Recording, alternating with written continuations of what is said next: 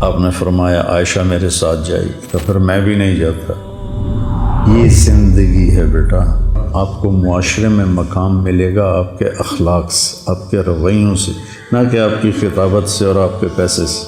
حضرت فاطمہ رضی اللہ عنہ تشریف لاتے ہیں، آپ کھڑے ہو جاتے ہیں اور آگے بڑھتے ہیں، اس جگہ تک آگے بڑھتے تھے۔ یہ وہ کام ہے جن کے کرنے سے آپ بڑے آدمی بنے۔ تمہارے غلط رویوں سے جب بیوی کا دل ٹوٹے گا پھر موت تک نہیں جوڑ سکو۔ لیکن قرآن نے سوال اٹھایا، جیسے لڑکوں کی جائیداد میں کوئی حصہ ہی کوئی نہیں، کتنے بھائیوں نے بہنوں کو قتل کر دیا جائیداد۔ ایک بچی میرے پاس آئی اپنی بیٹی کو لے کر کے، جی میرے خاوند نے مجھے طلاق دے دی ہے کہ میری بیٹی پیدا ہوئی۔ چور ہے وہ بندہ جس نے بہنوں کا حصہ چرایا ہوا ہے۔ تو ماں نے کہا تجھے میرے دودھ کا واسطہ، یہ ماؤں کا ایک ہتھیار ہوتا ہے نا، بدتمیزی سے بات کرتے، صرف بدتمیزی سے بات کرنے پر کلمہ صحابی کا رک گیا۔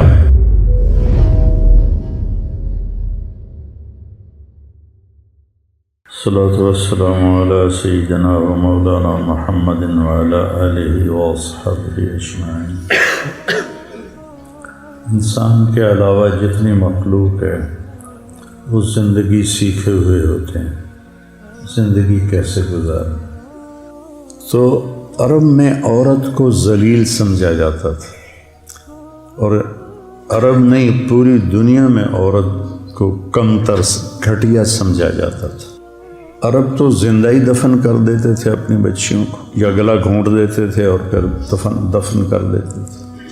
ہمارا ہندی معاشرہ ہے، اس میں بھی عورت کا کوئی مقام نہیں، وہ بیوہ ہو جائے اس کی شادی نہیں ہو سکتی، بیٹھی رہے، چاہے جوانی میں بیوہ ہو گئی بیٹھی رہے ساری زندگی، اس کا وراثت میں کوئی حصہ نہیں۔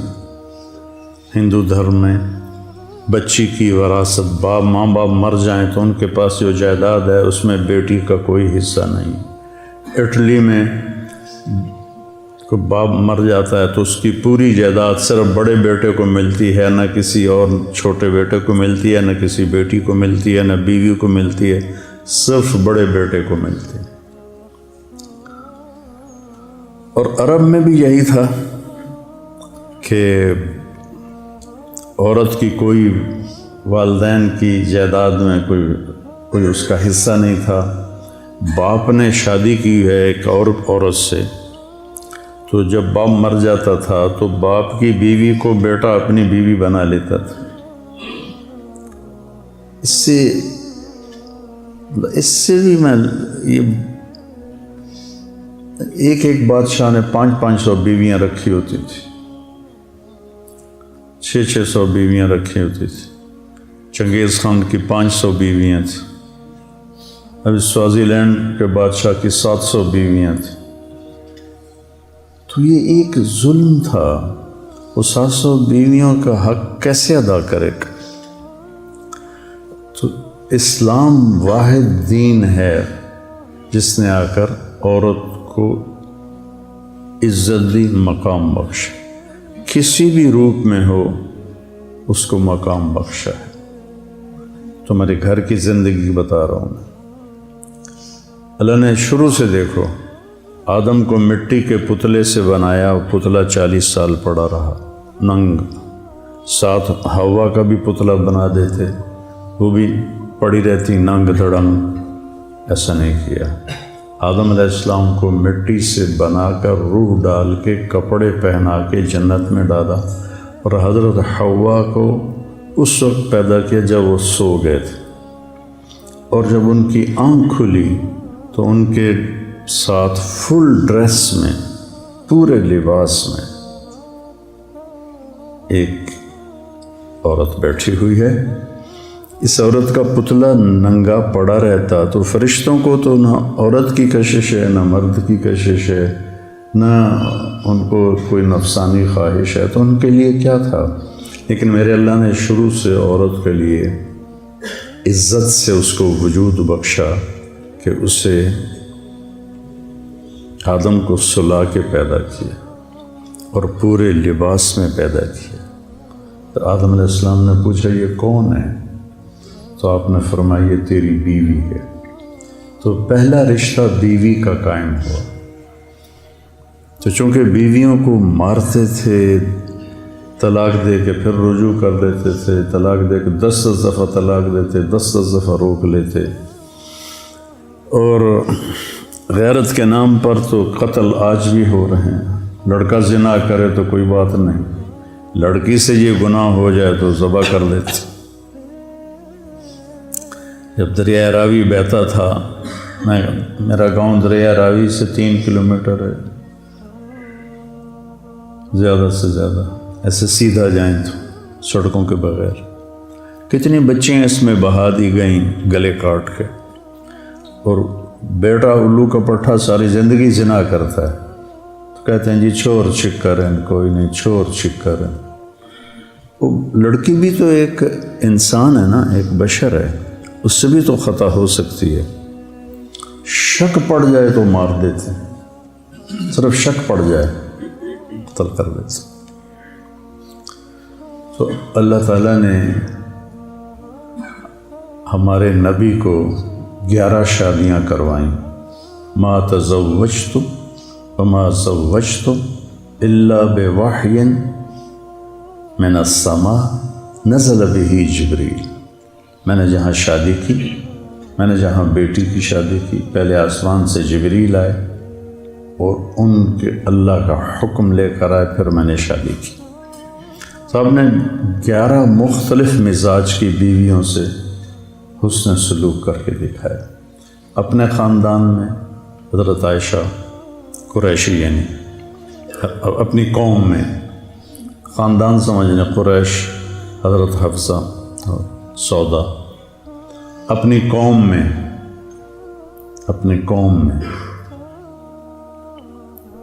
حضرت میمونہ ہلالیہ، اور اپنے رشتہ داروں میں حضرت زینب بنت جہش، عربوں سے باہر حضرت صفیہ،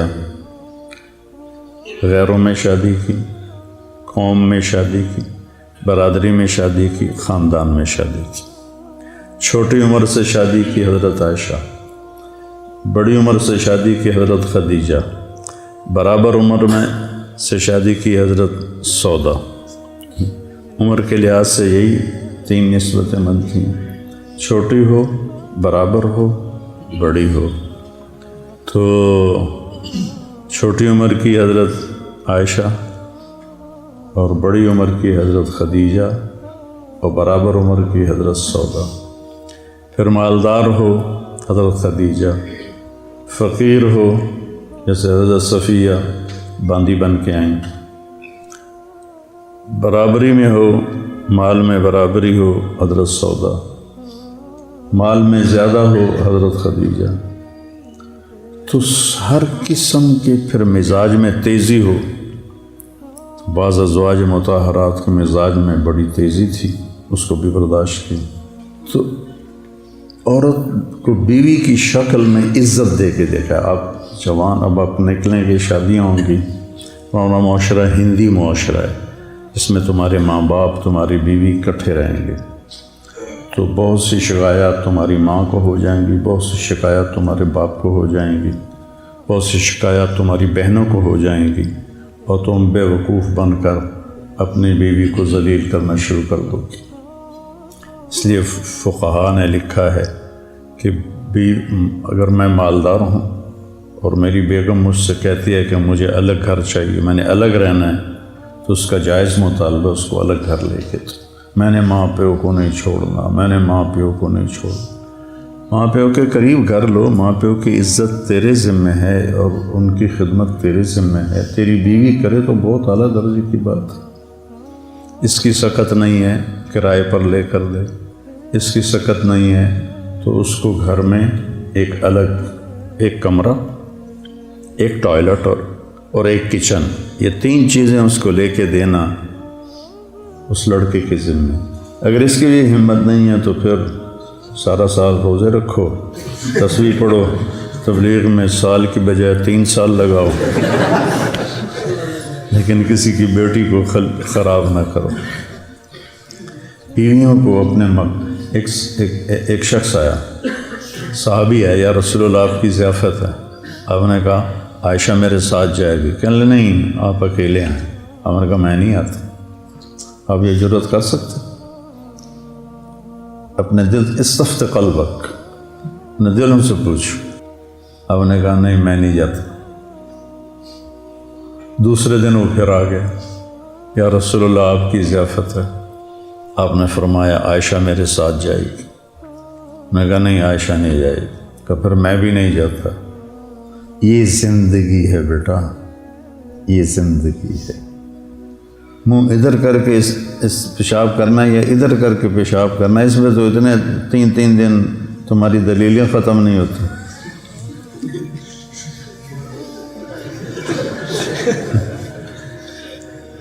اور جہاں پہ تمہاری زندگی نے بننا ہے وہ تم نہ سنتے ہو، نہ پڑھتے ہو، نہ بولتے ہو. اللہ کی دیکھو بیٹا، آپ کو معاشرے میں مقام ملے گا آپ کے اخلاق سے، آپ کے رویوں سے، نہ کہ آپ کی خطابت سے اور آپ کے پیسے سے. تیسرے دن وہ پھر آ گیا، کہنے لگا یا رسول اللہ آپ کی ضیافت ہے. آپ نے کہا عائشہ میرے ساتھ جائے گی. نے کہا نہیں عائشہ نہیں، عائشہ میرے ساتھ جائے گی. کہا اچھا چلو عائشہ کو بھی لے آؤ. پھر آپ گئے اس کے یہاں کھانا کھانا. اب یہ بیٹیوں کا معاملہ دیکھو کہ حضرت فاطمہ رضی اللہ عنہ تشریف لاتی ہیں، آپ کھڑے ہو جاتے ہیں اور آگے بڑھتے ہیں. اس جگہ تھا آگے بڑھتے تھے اور ہاتھ یہاں سے پکڑ کے ایسے ہاتھ کو چومتے تھے. پھر پہلے بیٹی کو بٹھاتے تھے، پھر خود بیٹھتے تھے. کبھی دائیں طرف بٹھاتے تھے، کبھی بائیں طرف بٹھاتے تھے. آپ چارپائی پہ بیٹھے ہیں، آپ زمین پہ بیٹھے ہیں، آپ ایک چھوٹی سی کرسی بھی تھی آپ کے کمرے میں، آپ اس کرسی پر بیٹھے ہیں. جو ہی فاطمہ رضی اللہ عنہ تشریف لاتی آپ کھڑے ہو جاتے اور ان کو آگے بڑھ کے ان کو استقبال کر. تو اس سے بیٹی کا دل کتنا بڑا ہو جاتا ہو. میری بیٹیاں جڑواں ہیں، ایک لاہور میں ایک یہاں ہے. جب وہ آتی ہیں تو میں ان کے لیے کھڑا ہو جاتا ہوں. میرے سر میں درد نہ ہو اور تکلیف نہ ہو، کھڑا ہو جاتا ہوں، ان کا ہاتھ پکڑتا ہوں، ان کو پیار کرتا ہوں، پھر ان کو بٹھاتا ہوں کہ اس سے میری بچیوں کا دل اتنا بڑا ہو جاتا. یہ وہ کام ہے جن کے کرنے سے آپ بڑے آدمی بنیں گے. جب اللہ تمہیں قبول کرے گا تمہیں بولنا بھی سکھا دے گا. یہ وہ معاملات ہیں جس پر اللہ تمہیں عزت دے گا. اللہ تمہیں کل کو گھر والا بنائے. اپنی عورت کو عزت دو، اپنی بیوی کو بے عزت نہ کرو. عاشروہن بالمعروف. اللہ نے قرآن میں کہیں کہا ہے عاشرنہم بالمعروف. بولو اے عورتوں عاشرنہم بالمعروف. کس سے کہا ہے؟ عاشروہن بالمعروف عسیٰ ان تکرہوا شیئا ویجعل اللہ فیہ خیرا کثیرا. تو اللہ ہمیں کہہ رہا ہے دیکھو عورت کمزور ہے، اس کے اندر صبر بھی تھوڑا ہے، حوصلہ بھی تھوڑا ہے، طاقت بھی تھوڑی ہے. اب نے کہا یا انجش قواریر. جب انہوں نے حدیب وہ گانا ہے اونٹوں کے لیے جس پر وہ مست ہو کے دوڑتے ہیں، تو جب تیز دوڑنے کا یا انجشت و قواریر، نازک عورتیں بیٹھی ہوئی ہیں. اور اس کا ایک مطلب میں لیتا ہوں اپنے ذوق سے، کہیں پڑھا نہیں، کہ یا انجشت و قواریر. شیشہ جب ٹوٹ جاتا ہے تو جڑتا نہیں. تمہارے غلط رویوں سے جب بیوی کا دل ٹوٹے گا پھر موت تک نہیں جوڑ سکو.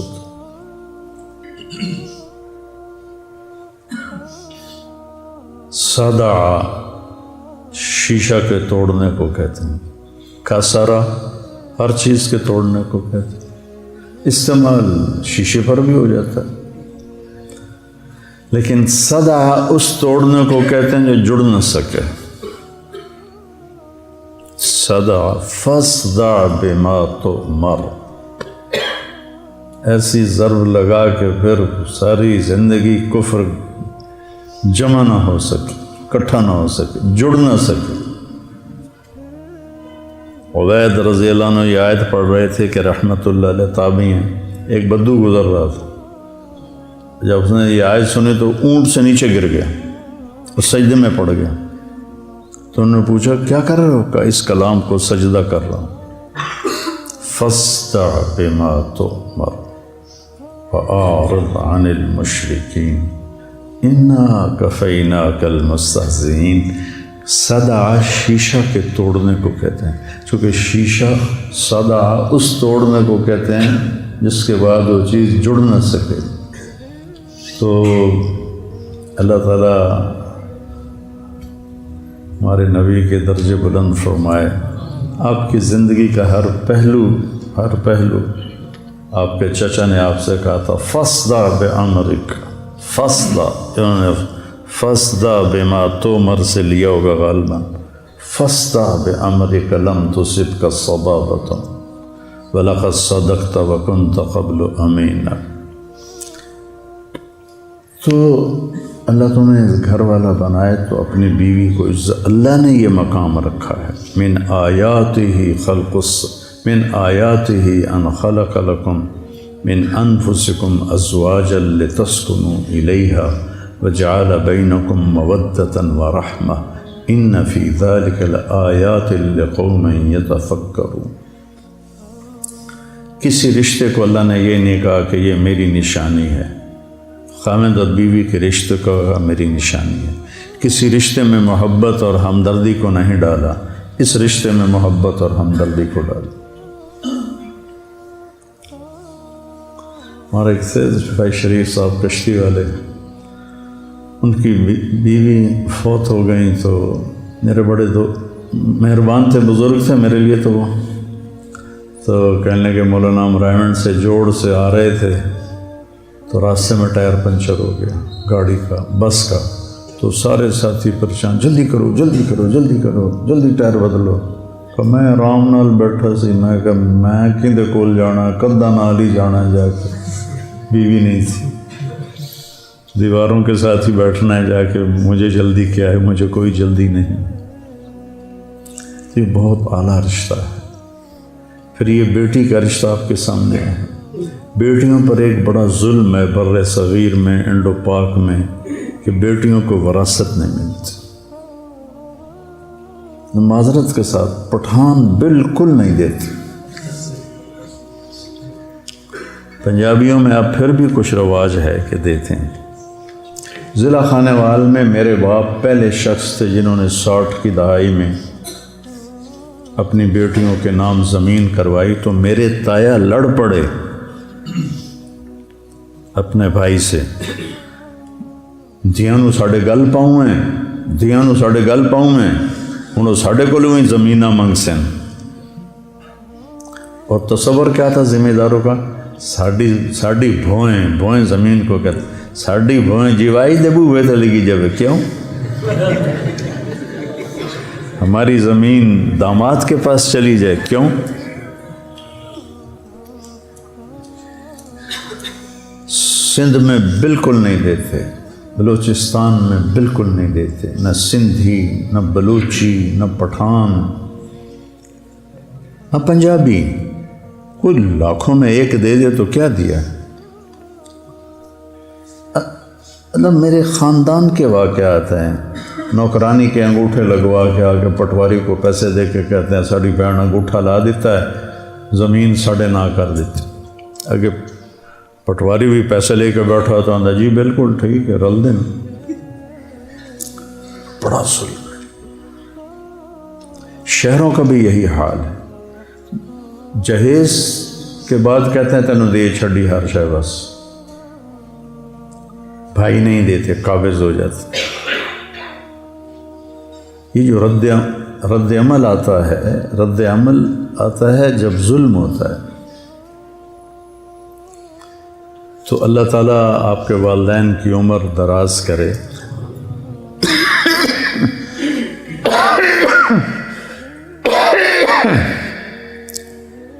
وراثت ماں باپ کے مرنے کے بعد ہوتی ہیں۔ ایک یہ بھی میری نصیحت یاد رکھ، اللہ تمہیں صاحب جائیداد کرے تو اللہ نے موت کے بعد تقسیم رکھی، تقسیمیں کر دو تاکہ اولاد میں جھگڑا نہ ہو،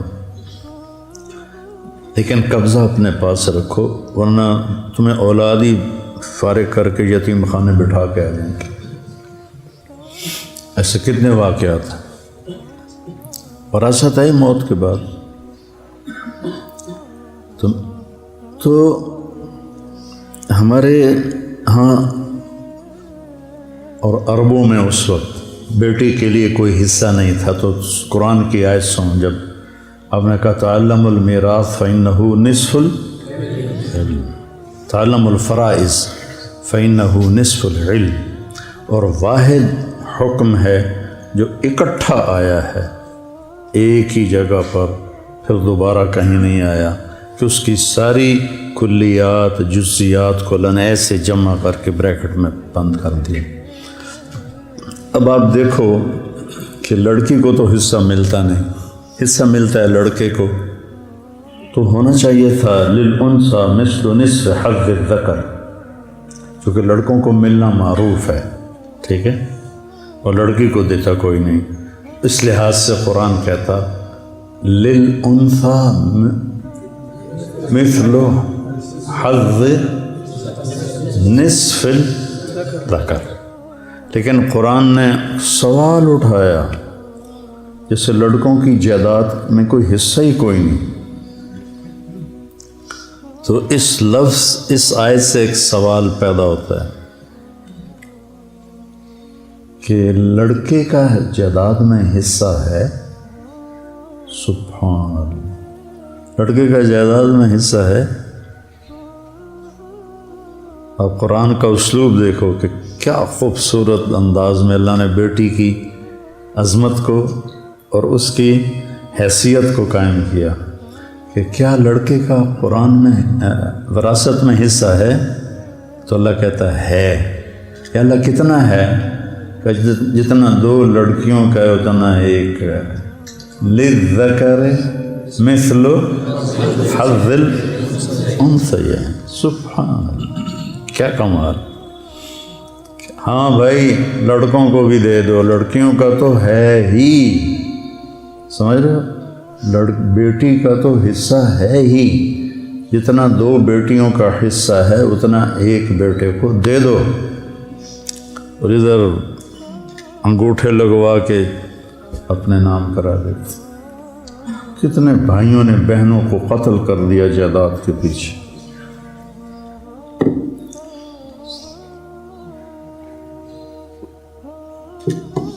پھر اللہ نے کہ نبی نے فرمایا، اللہ نے جس کو دو بہنیں دیں یا دو بیٹیاں دیں، اس نے ان کو عزت کے ساتھ شادی کی تو وہ جنت میں داخل ہو۔ کسی کی بیٹی ہوتی ہے، میرے بھائی اور میرے والدہ اور تایا، ان کی بہن کوئی نہیں تھی،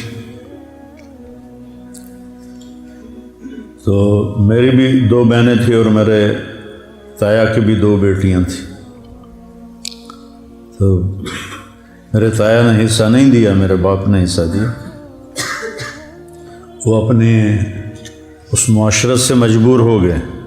میرے باپ مولانا احمد علی لاہوری رحمۃ اللہ علیہ سے بیعت ہو گئے تھے، پہلے پرویزی تھے، بہت بڑے خطیب تھے، فارسی اردو کے بڑے ماہر تھے، 1944 میں BA کیا تھا۔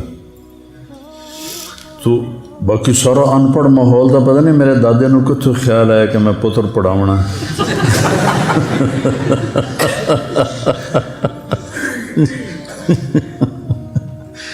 تو پھر حضرت لاہوری سے طائب ہوئے لاہوری کے ہاتھوں، اور ان سے بیعت ہوئے مولانا عبید اللہ انور صاحب رحمۃ اللہ علیہ سے، تو ان کو کچھ دینی شعور پیدا ہو۔ آپ نے فرمایا جس کو پہلے بیٹی کا 3 بیٹیاں دیں تو وہ جنت میں انا و ہوا کہاتین، کہ وہ اور میں جنت میں ایسے ہوں گے۔ ایک نے پوچھا 2 ہوں، تو آپ نے کہاتین، اس طرح ہوں، کہ ایک بیٹی کی شادی کرے کہاتین، ایسے ہی ہوتا ہے۔ 10 بیٹوں کی شادی کرو، جنت کا بھی وعدہ نہیں۔ 10 بیٹوں کی شادی کرو، جنت کا بھی وعدہ نہیں ہے۔ ایک بیٹی کو عزت سے ڈولی میں بٹھا دو تو جنت کا وعدہ ہے۔ کہ جس کے ہاں بیٹی پیدا ہوتی ہے، سب سے پہلے وہ خود بچی وہ لڑکی جس کے ہاں بیٹی پیدا ہوتی ہے، وہ ڈپریشن کا شکار ہوتی ہے کہ اب مجھے کیا کہیں گے سسرال والے کہ بچی پیدا ہوگی۔ جو عام ماحول ہے، ہر گھر میں اللہ کا فضل ہے، ایسا نہیں ہے، لیکن جو 90-95% ہے، میں نے اسی کی بات کرنی۔ پھر دوسرا اس کو خوف ہوتا ہے میری ساس کیا کہے گی، ہم دینا دھی جم چھڑ دی۔ ایک بچی میرے پاس آئی اپنی بیٹی کو لے کر کے، جی میرے خاوند نے مجھے طلاق دے دی ہے کہ میری بیٹی پیدا ہوئی۔ یہب لمن یشاء اناثا، جب اللہ نے نعمت کو ذکر کیا تو پہلے بیٹیوں کا ذکر کیا، بیٹوں کا ذکر نہیں کیا۔ یہب لمن یشاء اناثا، اللہ نے اپنے نبی کو بیٹیاں دی، 2 بیٹے دے کے اٹھا لیے، اور آپ نے کہا میری نسل، میرا عصبہ میری بیٹی فاطمہ ہے۔ کتنے بڑے فخر کی بات۔ دیکھو میں تمہیں زندگی کا وہ سبق سنا رہا ہوں جو انتہائی اہم ہے اور بہت مشکل ہے، چونکہ ماحول میں نہیں ہے۔ تم یہاں سے میرے نبی کی زندگی سیکھ کے جاؤ، تمہیں کچھ بھی نہ آئے لیکن میرے نبی کی زندگی آ جائے۔ سکھریت روش منصورینو، ان ٹھپرک کنز قدورینو، ہادی نہ سمجھ ہدایہ، کافی نہ سمجھ کفایہ، کر پرز شرع وقایا، یہ دل قرآن کتاب ہے۔ تو بہنوں کو والدین، اللہ سب کی عمر لمبی کرے، ہمارے چلے گئے، ہر ایک کے چلے جاتے ہیں، وہ چلے جائیں تو ان کو ناپ تول کے والد اور والدہ کی وراثت میں سے حصہ دینا، یہ تو چوری بن جاتی ہے۔ اب چور ہے وہ بندہ جس نے بہنوں کا حصہ چرایا ہوا ہے۔ مولانا جمشید صاحب رحمۃ اللہ علیہ کے پاس شہد کی ایک بوتل لے کر گئے، 10 روپے کی بوتل آتی تھی شہد کی اس وقت، اور وہ شہد مفت تھا، میں نے اپنے باغ سے اتارا تھا، تو میں نے آ کے پیش کیا، کہنے لگے کہاں سے لائے ہو؟ میں نے کہا جی میرے اپنے باغ کا ہے۔ مجھ سے کہنے لگے تمہارے باپ نے اپنی بہنوں کو زمین میں سے حصہ دیا تھا؟ رجال صدقوا ما عاهدوا الله علیہ، فمنهم من قضى نحبه ومنهم من ينتظر وما بدلوا تبدیلا۔ تیرے باپ نے اپنی بہنوں کو حصہ دیا تھا وراثت میں سے باپ کی؟ میں نے کہا جی الحمدللہ میرے باپ کی بہن ہی کوئی نہیں تھی۔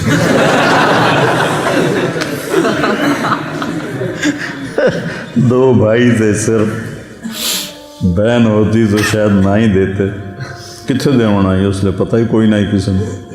کہنے گئے اچھا، داڑھی ایسے پکڑا، اچھا تو تیرے دادا نے اپنی بہنوں کو حصہ دیا تھا؟ میں نے کہا جی میں اس وقت پیدا ہی نہیں ہوا تھا۔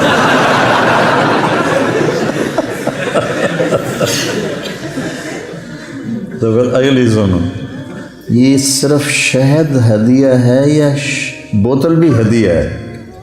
میں نے کہا جی بوتل سمیت شہد ہدیہ ہے، پھر رکھوائے، یہ رجال آخرت ہوتے ہیں۔ مجھے تو ایک سبق مل گیا، اگر آپ زندگی سیکھ لیں اور میرے نبی کے ذکر کو مضبوط پکڑیں، میرے نبی کی صبح و شام، میں کوئی ذکر نہیں کرتا سوائے صبح و شام کی دعائیں، وہ میں نے یاد کی تھیں 74 سے لے کر آج تک پڑھ رہا ہوں، صبح کی دعائیں، شام کی دعائیں، سوائے بیماری کی۔ مسنون اذکار، تسبیحات، اور موقع پر جو میرے نبی نے کیا میں ویسے کرتا ہوں۔ جیسا آپ نے کیا اپنے 24 گھنٹے کی زندگی میں ویسا کرنے کی میں کوشش کرتا ہوں۔ اتنا اگر آپ نے کر لیا ہے تو آپ کا ذکر مکمل ہے اور اس میں نور نبوت ہے۔ باقی یہ زندگی سیکھو، اپنے بہنوئیوں کو عزت دو،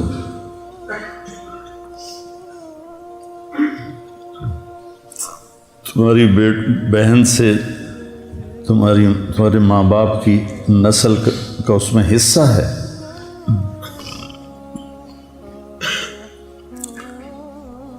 اور ماں بن جائے تو اللہ کہتا ہے قدموں تلے جنت ہے۔ ایک صحابی ہے، ارید ان اجاہد، میں جہاد کرنا چاہتا ہوں۔ احی والدک، ماں باپ زندہ ہیں؟ کہ جی کفیہ ففیہ ما فجاہد، جب ماں باپ کی خدمت کرتے رہے یہی جہاد ہے۔ آپ جہاد کے سفر میں تھے، ایک نوجوان بڑا خوبصورت بکریاں چرا رہا تھا۔ حضرت عمر کہنے لگے کہ کبھی یہ جہاد میں ہوتا؟ تو آپ نے کہا عمر تو نے تو جہاد کو بڑا مختصر کر دیا، بہت تنگ کر دیا۔ انہوں نے کہا بیٹا ادھر آؤ، کیا کرتے ہو؟ تمہاری کوئی ذمہ داری ہے؟ کہا جی میری ایک بوڑھی ماں ہے، اس کی خدمت کرتا ہوں، یہ بکریاں چراتا ہوں۔ کہا جا تو جہاد کر رہا ہے۔ حضرت ابو ہریرہ نے مسجد میں جہاد کی تیاری کے لیے جماعت بن رہی تھی، وہ گھر آئے اور ہتھیار اٹھائے۔ ماں نے کہا کدھر جا رہے ہو؟ کہا میں جہاد پہ جا رہا ہوں۔ کہ میں اکیلی ہوں، میرا کوئی بھی نہیں، تو جہاد پہ جا رہا ہے؟ کہا نہیں میں نے بڑی ترغیب سنی، میں جا رہا ہوں۔ تو ماں نے کہا تجھے میرے دودھ کا واسطہ، یہ ماؤں کا ایک ہتھیار ہوتا ہے نا، تجھے میرے دودھ کا واسطہ نہ جا۔ کہ نہیں میں نے جانا ہے۔ تو ان کے پہنچنے سے پہلے انہوں نے پیغام بھجوا دیا اللہ کے نبی کو۔ جب ابو ہریرہ ہتھیار سجا کر آئے تو آپ نے ان کو دیکھ کر یوں منہ پھیر لی، اور یہ آپ کی پکی نشانی تھی کہ جب آپ کسی پہ ناراض ہوتے تھے تو اس کو دیکھ کر یوں منہ پھیر لیتے۔ ہماری ناراضگی ہوتی ہے اگلے دے ایک واری تک کھل لا دیو۔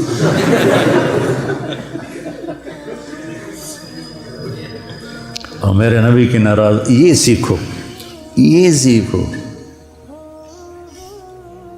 یہ سیکھو۔ دیکھا تو آپ نے یوں منہ پھیر لیا، تو ان کو پتہ چل گیا آپ ناراض ہیں۔ سامنے یا رسول اللہ آپ ناراض ہیں؟ اس وقت آپ غصے میں بولے تیری ماں نے تجھے دودھ کا واسطہ دیا، تو پھر اسے چھوڑ کے آ گئے، واپس چلا جا، مجھے تیرے جہاد کی کوئی ضرورت نہیں۔ حضرت علقمہ کی بیوی نے پیغام بھجوایا کہ علقمہ سکرات میں ہیں، کلمہ نہیں پڑھا جا رہا۔ ہمارے نبی تیزی سے گئے، دیکھا تو آگے وہ صحابی یہاں گنہگار سے گنہگار لوگ، ایک اداکار تھا، ہر عیب اس میں تھا، ہر عیب، ہر برائی، اور ڈرامہ کرتے ہوئے ہارٹ اٹیک ہوا سٹیج پر، کتنی بری اور غفلت کی جگہ پر، اور وہ گرا تو نے کہا لا الہ الا اللہ محمد رسول اللہ، اور اس کو اٹھا کے پیچھے لے گئے اور وہ کلمے کو اعلان کر رہا تھا، اور پڑھتے پڑھتے انتقال ہو گیا۔ من کان آخر کلامہ لا الہ الا اللہ، بولو۔ یہ صحابیوں کے کلمہ نہیں پڑھا جا رہا، تو آپ تشریف لائے، آپ نے کہا قل لا الہ الا اللہ، کہ لا اقدر، نہیں پڑھا جاتا۔ پھر آپ نے پوچھا کون زندہ ہے اس کے ماں باپ میں؟ کہا یہ والدہ زندہ ہے۔ ناراض ہے؟ کہاں؟ تو آپ نے پیغام بھیجا ام علقمہ میں آ جاؤں کہ تم آتی ہو؟ کہا جی میں آ جاتی ہوں۔ وہ آئیں تو آپ نے کہا علقمہ سے ناراض ہو؟ اب یہ دھیان سے سننا۔ کہا جی ناراض ہوں۔ کیوں ناراض ہو؟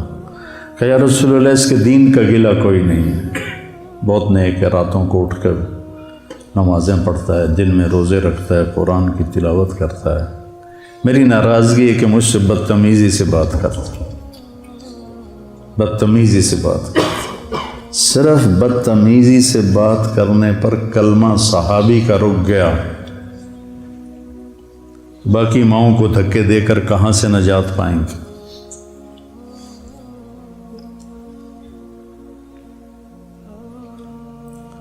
آپ نے کہا معاف کرتی ہو؟ کہا نہیں میرا دل نہیں کرتا۔ آپ نے کہا میں بلال سے کہوں لکڑیاں اکٹھی کر کے اس کو آگ لگا دے پھر سفارش کرو گی؟ ہاں جی پھر تو میں کروں گی، اگر تو نے معاف نہ کیا تو یہ اللہ کی آگ میں جلے گا۔ پھر کہا جی پھر میں معاف کرتی ہوں۔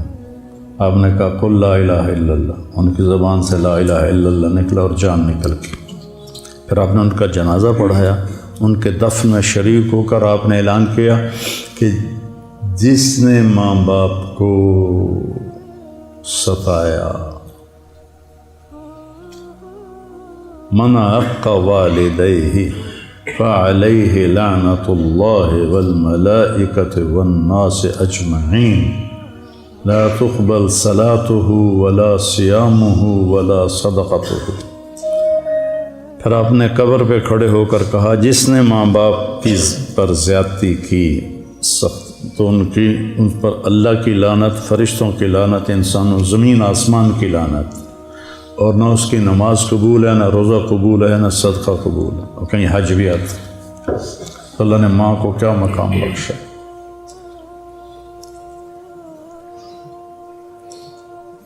تو یہ بات میرے پاس ایک رحم دین تھا، فوت ہو گیا، غریب آدمی تھا، 2 ایکڑ زمین تھی اس کی، میرے پاس اپنے بیٹے کو لے کر آیا، ایک مدرسے سے فارغ ہو کر آیا تھا، مجھ سے کہنے لگا مولانا صاحب اے میرا پتر پڑھیا تو ہے پر کڑیا کوئی نہیں۔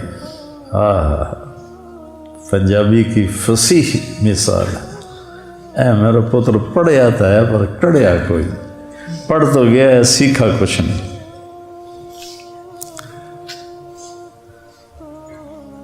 یہ جو بھینس کا بچہ ہوتا ہے نا، اس کو ہماری زبان میں کہتے ہیں گڑاپ۔ کیا کہتے ہیں؟ گڑاپ۔ گڑاپ اسے کہتے ہیں جو ابھی بیاہی نہ ہو اور اس نے بچہ نہ لیا ہو۔ تو ایک وہ جنگل کا بچہ دیہاتی اسکول میں داخل ہوا، تو اس الف انار بے بکری پہ پنکھا یہ ہوتا تھا، تو بے بھینس تھا، بے بھینس۔ تو استاد نے اس کو یاد کرا، ہمیں بے بھینس، بے بھینس، بے بھینس۔ اس نے اس کو کوئی 8-10 دفعہ دہروایا، بے بھینس، کہ جا یاد کر کے لیا۔ وہ جا کے بیٹھ کے اس کو درا میں واپس، ہاں بھائی بے آندہ جی گڑا آپ۔